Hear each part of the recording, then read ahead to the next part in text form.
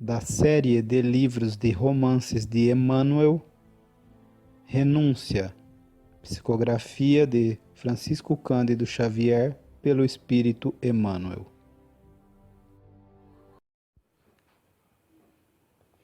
Havia um mês que Antero se ausentara. A filha de Dom Inácio, no entanto, apesar da monotonia do seu pedaço de campo, procurava encarar as dificuldades com o heroísmo das almas crentes. O primo não lhe havia deixado maiores recursos, mas ainda assim estava satisfeita. No íntimo chegava a estimar aquela ausência. Compreendia bem os olhares que o rapaz lhe dirigira em todo o percurso da longa viagem. Concluía mesmo, considerando as suas silenciosas atitudes, que a moléstia era para ela o maior escudo e o melhor antídoto contra aqueles propósitos inferiores. Subjugada pelo mal-estar da extrema dependência em que se encontrava, certo dia dirigiu-se a Dolores, encarecendo o valor de um trabalho mais intenso na vivenda empobrecida. Poderiam enriquecer o pomar de novas plantas, cultivar legumes para vender. A serva entusiasmou-se. Organizaram projetos de numerosos serviços. O terreno não era fértil, mas possuía bastante água. O trabalho e o adubo fariam o resto. A ideia conferiu a Madalena Villamil novas forças. Andava com dificuldade, mas o desejo intenso de resolver o problema das despesas domésticas triplicava-lhe as energias. Na casa vizinha, a família Estigarribia podia dispor de servos numerosos, mas a corajosa esposa de Cirilo não queria considerar a adversidade dos destinos, e sim que havia trabalhado e reclamar-lhe atenção. As atividades iniciais custam-lhe esforços dolorosos. Às vezes, era tanta a dor nos pés que necessitava interromper a tarefa para repousar. Todavia, auxiliada pela serva fiel, preparou e adubou o quintal, libertando as árvores frutíferas dos parasitas que as sufocavam. Faltavam sementes e mudas de plantas, mas Dolores, que tinha um gênio alegre e comunicativo, prometeu que as pediria a um dos servos da casa vizinha na primeira oportunidade. Entre os rapazes de cor bronzeada que trabalhavam invariavelmente no campo próximo, a jovem desde muito havia fixado um que sempre a observava com atenção. Valeu-se dessa circunstância e, no primeiro ensejo, entabulou ligeira conversa com o simpático desconhecido junto à tapada dividida as propriedades.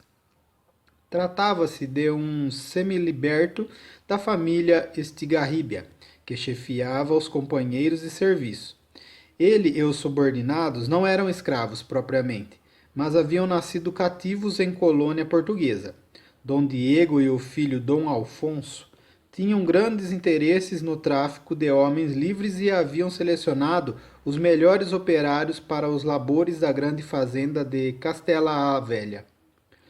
João de Deus, o servo que narrava a Dolores as suas lutas na vizinhança, contemplava a criada de Madalena com expressão de enorme alegria e grande bondade. Atendendo-lhe ao pedido, prometeu as sementes e mudas, e como dispusesse de folga nos domingos, depois da missa, ofereceu-se para cooperar semanalmente na hora que pretendiam plantar. Com pleno assentimento da filha de Dom Inácio, que lhe notou de pronto as qualidades apreciáveis, o servo dos Estigarribias passou a frequentar a casa aos domingos, contribuindo decididamente para o enriquecimento do quintal.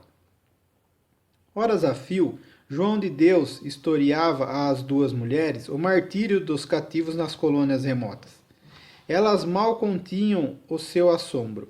Parecia-lhes incrível houvesse cidades no mundo onde os filhos eram separados dos pais amorosos e vendidos a senhores bárbaros e execráveis. O rapaz contava-lhes as cenas bárbaras do tronco, do chicote a lanhar nas carnes vivas, das pesadas correntes atadas aos pés dos que tentavam fugir.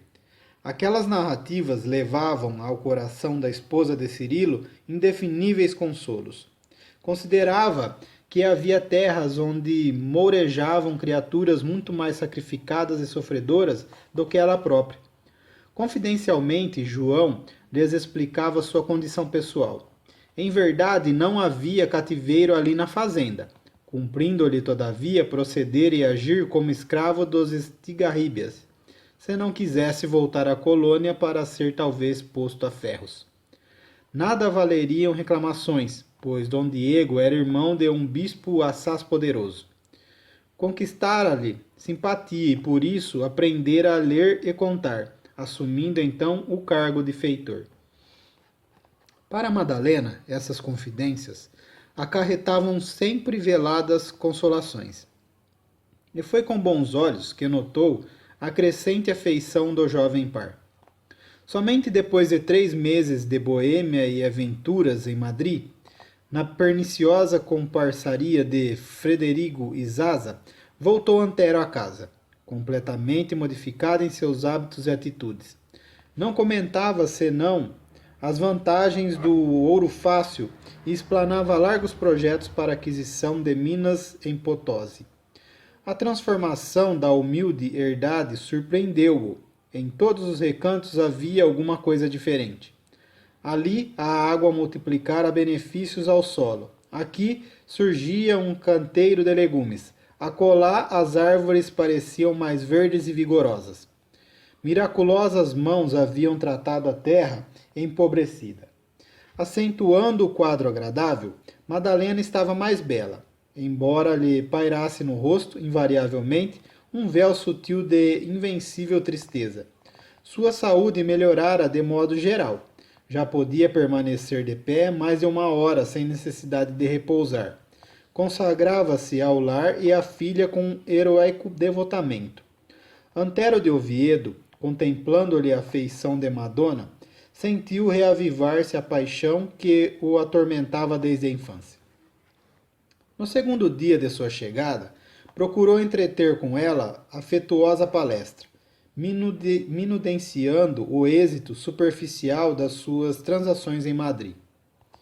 Enquanto a conversação não se desviava dos moldes fraternais, a prima lhe correspondia de boa mente, despreocupada em defender-se, mas a certa altura o rapaz fixou nela os olhos brilhantes e disse: Sinto que não devo ocultar por mais tempo as minhas intenções. Suponho poder agora falar do meu imenso amor. A noite já se fechara de todo, desdobrando seu manto de sombra pela paisagem ambiente. Mas que queres dizer com isso? Interrogou a prima, adivinhando-lhe os propósitos íntimos. Ofereço-te meu braço forte nas lutas da vida. Seremos felizes, podes crer. Espero consolidar minha fortuna a breve trecho. Meus negócios atuais auspiciam lucros fabulosos. Construiremos um lar repleto de ventura. Não importa o passado, as amarguras vividas. Compreendo como o sopro da adversidade desfez teus sonhos de moça. Entretanto, não julgue ser a única a sofrer. Sigo teus passos silenciosamente desde os primeiros albores da nossa juventude. E quando surgiu o intruso da Davenport, só eu sei do ódio que me envenenou a alma. Agora, porém, a estrada da nossa aventura apresenta-se plana e livre. Ela ouvia-o sem dissimular a profunda surpresa que lhe assaltava o coração. Depois de refletir 1 minuto, respondeu delicada e firmemente: Tua confissão me sensibiliza. No entanto, essa realidade é impossível, de vez que o verdadeiro amor transcende a todas as contingências do mundo. Minha escolha foi e permanece única, irredutível. O rapaz demonstrou a contrariedade num gesto espontâneo e insistiu. Mas não te consideras liberta pela viuvez?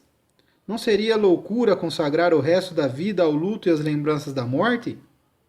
Para mim, respondeu, revelando com funda serenidade, a viuvez significa pesar inconsolável, e não disponibilidade do coração. O moço espanhol mordeu os lábios e exclamou desapontado. É quase incrível te proponhas tão absurdo sacrifício por um homem que se ausentou para uma aventura arriscada, quase na lua de mel. Mas Cirilo assim procedeu em obediência às circunstâncias imperiosas. Não creio. No entanto, não podes negar a enorme diferença de vantagens entre a corte de Versalhes e a Sorbonne. Mas no caso, tentava explicar o sobrinho de Dom Inácio, colérico, não poderás invocar os salários franceses, e sim examinar o problema da dedicação e do amor. Esqueces, no entanto, esclareceu a suposta viúva, que Cirilo tinha pais carinhosos e necessitados, além de irmãos mais novos e carentes de seu auxílio. Fora um crime sequestrá-lo à mãe desvelada, que o acariciara nos braços muito antes da minha afeição. Aliás, ele tudo fez para que eu acompanhasse ao continente distante, e tu não ignoras que a enfermidade de mamãe me forçou a ficar em Paris, bem a seu pesar. Cirilo nunca me expobrou essa conduta involuntária, e também eu não podia recriminar-lhe o impulso generoso de socorrer os seus.